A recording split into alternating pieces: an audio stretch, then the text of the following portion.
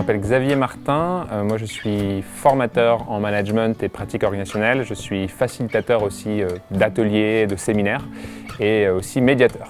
Mon parcours, ça a été j'ai fait une école de commerce et j'ai travaillé en banque pendant 3 ans. J'ai fait un apprentissage là-bas et ça m'a vraiment pas plu. Donc c'est là où j'ai décidé de me réorienter vers le milieu des startups et des startups sociales dans lequel j'ai évolué et qui m'a amené finalement à devenir indépendant et le métier que j'ai aujourd'hui. 3/4 de mes clients en tant qu'indépendant, ce sont des acteurs de l'ESS et moi j'interviens uniquement sur des aspects humains.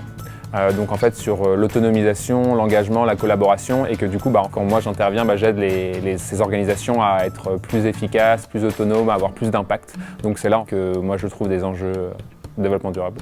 En plus, moi j'aimerais bien rajouter la dimension nature dans ce que je fais, donc le lien avec la nature. J'aimerais bien mettre à profit mes compétences de formateur pour développer des programmes de formation pour permettre à des gens, des urbains ou même d'autres personnes d'apprendre à se servir, mais apprendre à reconnaître, observer la nature et notamment consommer des plantes sauvages.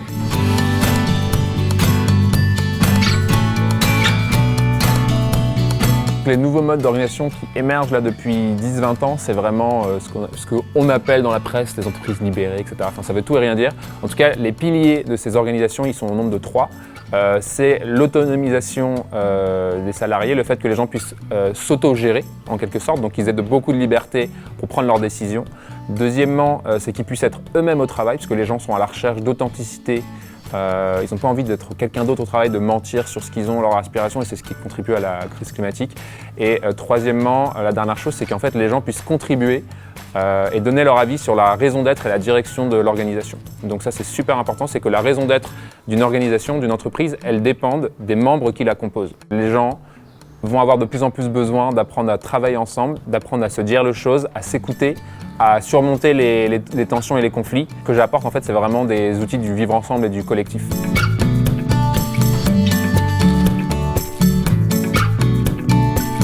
Ce que j'aurais aimé savoir quand j'étais étudiant, c'est vraiment que ce qui est vraiment important, c'est vraiment de multiplier ses expériences professionnelles.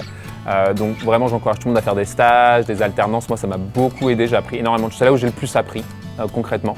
Et à l'école, les diplômes, ça ouvre plein de portes. Donc ça, c'est vraiment, pour moi, ça m'a beaucoup aidé. Et je vous encourage aussi à vraiment, pas réseauter, c'est pas le bon mot, mais à rencontrer des gens. Moi, aujourd'hui, je garde beaucoup de liens avec des gens de mon école et je ne pensais pas que j'en garderais autant. C'est vraiment beaucoup de mes collègues aujourd'hui, des partenaires, ce sont des anciens étudiants avec lesquels j'étais. Et surtout aussi, n'oubliez pas d'aller à fond sur les activités extrascolaires, puisque c'est aussi là que vous pouvez trouver votre passion, votre métier. Donc s'impliquer dans des assos, dans des projets étudiants, tout ce qui est à côté de l'école, c'est vraiment aussi une bonne chose.